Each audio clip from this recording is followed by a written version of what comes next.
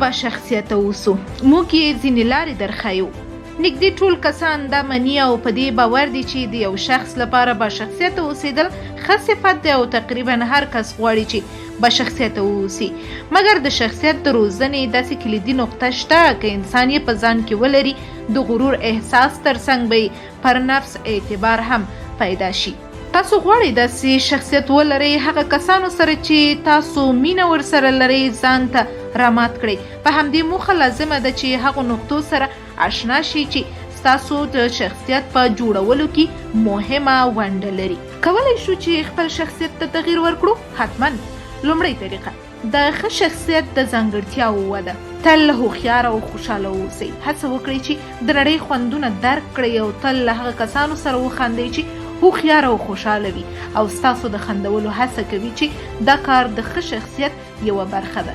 دویم، هڅه وکړئ چې په سختو شرایطو کې آرامه پاتې شئ. ډېر داسې کسان شته چې فکر کیږي د ښه شخصیت لرونکي دي مګر کله چې دوی په یو ستونزمن حالت کې وي دوی خورا بل ډول ښکاري او خپل ښه خصوصیت له لاسه ورکوي. ذهن مو خلاص وساتئ. د ښه شخصیت لرلو لپاره یوه برخه د خپل فکر د تغییر سره موافق اوسېدل دي. نورو ته غوږ ونیسئ او همیشه د خپل فکر او ذهنیت تغییر ته آماده واوسئ.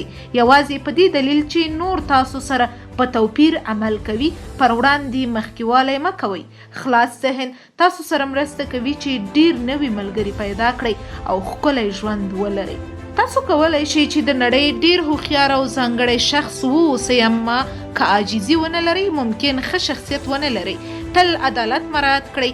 هیڅوک ځان خوښوونکی شخصیت نه خوښوي. رښتینی اوسئ.